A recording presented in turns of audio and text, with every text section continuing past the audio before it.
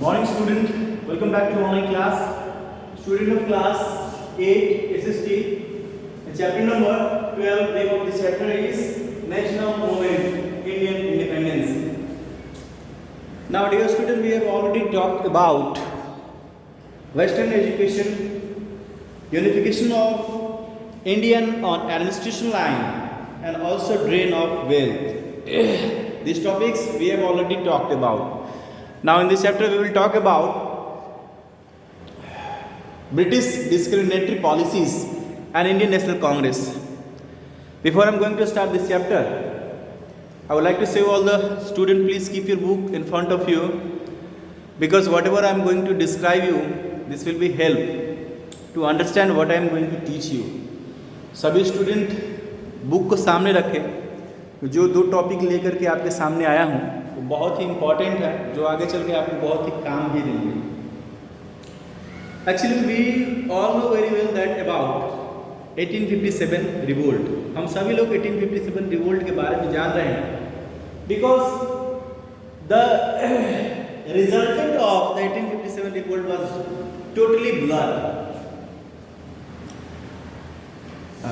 All the sections of the society of our peoples were totally fed up the behavior of the British government.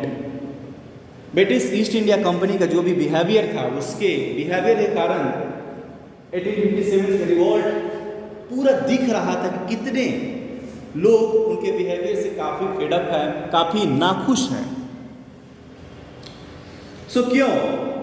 Because British discriminative policy was implement on that time. British का discriminative policy था वो साफ झलक रहा, because the rule over India.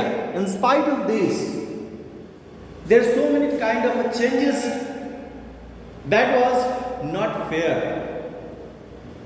इसके अलावा बहुत सारे ऐसे जो चीजें थी जो फेयर नहीं थी, कहीं से फेयर नहीं था, because the British policy showed the discriminative nature of the government. क्योंकि जो भी पॉलिसी थी, उनकी नीतियां थी, ब्रिटिश के पूरे नेचर को दिखा रही थी कि कैसा ब्रिटिश गवर्नमेंट चाह रही है। Indians could not Aspire for a high post in government. Indian लोगों, जो भी इंडियंस थे, उनको हायर पोस्ट पर नहीं रखा जाता था। जैसे सिविल सर्विसेज का जो एग्जाम देना था, उसमें सबसे पहले अपने भारत के जो थे वो सत्येंद्रनाथ टैगोर थे। उन्होंने भी अपने पद से इस्तीफा दे दिया, बिकॉज उनको इस्तीफा देने का सबसे बड़ा कारण ये था कि पोस्ट तो उनको मिल गया था, लेकिन वो सारे पावर्स नहीं उनको दिए जा रहे थे। सिर्फ पोस्ट मिलने से कुछ नहीं होता, पावर सबसे बड़ी जरूरी चीज होती है, जो पावर उनको नहीं मिल रहा था। सो नाउ आज इसी टॉपिक को लेकर के बहुत सारे हम लोगों ने पिछले क्लास में भी डिस्कस किया होगा। They have to travel in a separate compartment on train. उनको सेपरेट कंपार्टमेंट में ट्रेवल करना पड़ता था।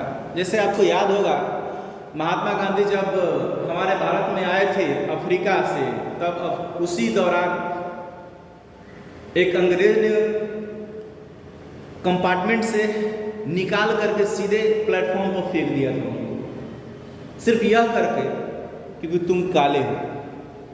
गोरे और काले का भेद उस समय भी ज़्यादा किया जाता है।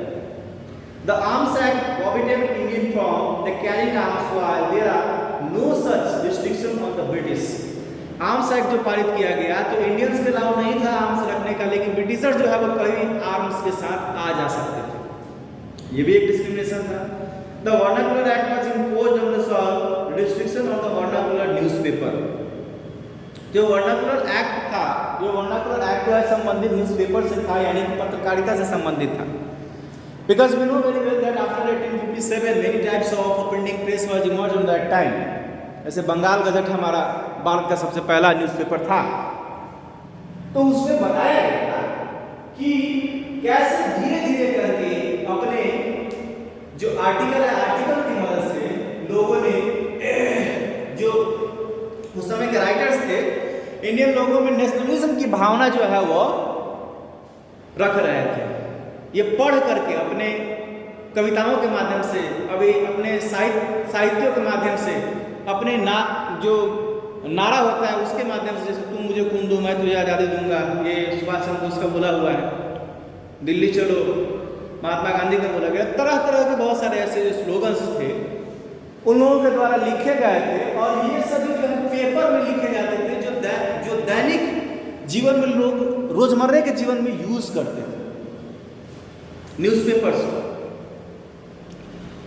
तो इससे लोगों की भावनाओं में एक तरह से राष्ट्रीयता की भावना जो है वह उठ के सामने आ रही थी, और उन्होंने देश के बारे में, भारत के बारे में सोचना प्रारंभ कर दिया कि भारत एक उपनिवेशवाद उस समय बना हुआ था और उसको बहुत सारी चीजों से अलग रखा जाता था, सेपरेट रखा जाता था, और उसका गवर्नमेंसी जो हो रहा है एक एक्ट के थ्रू हो रहा है without any constitution. Under British administration Indian migrants were not allowed to judge cases involving Britishers। British administration के अंतर्गत जो भी चीजें थी जो इंडियन से संबंधित हुआ करती थी, इंडियन का कोई भी जज उसमें शामिल नहीं था। The British living in Indian strongly protested against the bill and Lord Ripon was therefore forced to arm.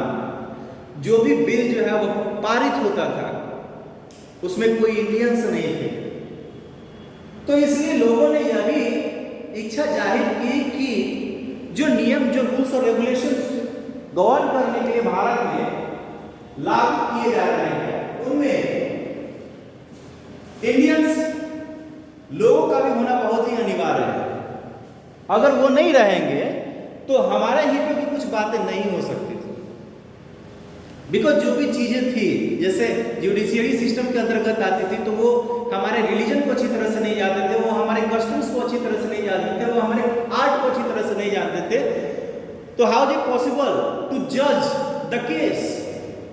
ये कैसे संभव था कि किसी केस को जो है वो जजमेंट दे पाते थे? ये संभव बिल्कुल नहीं था। तो that was quite difficult for the Indians. अब बारी थी Indian national Congress. Indian national Congress की स्थापना जो है वो A.O. ह्यूम के द्वारा किया गया था, जो कि एक रिटायर्ड सिविल सर्वेंट थे, एक IAS officer. The need of a political organization that would create a political awareness among the people and unite them under a common platform had long been felt।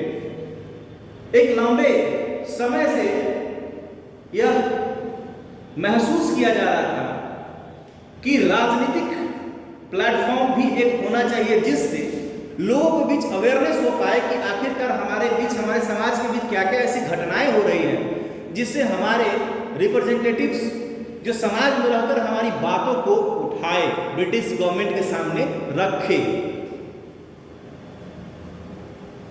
Now in 1876 the Indian Association of Kolkata was formed by Surendranath Banerjee। Surendranath Banerjee ने Indian association of Kolkata की स्थापना की and it was a order of the Indian national Congress.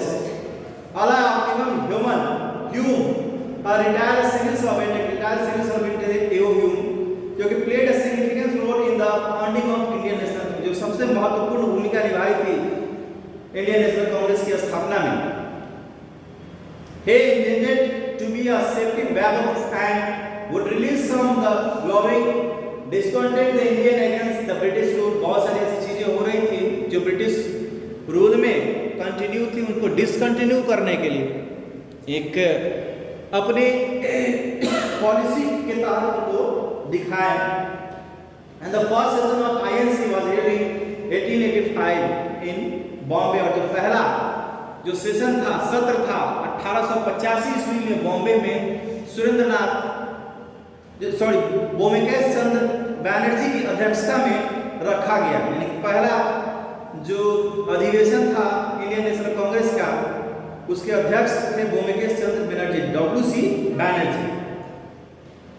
INC held a session every year where members from across the country and met articulate their views to political and the social matter।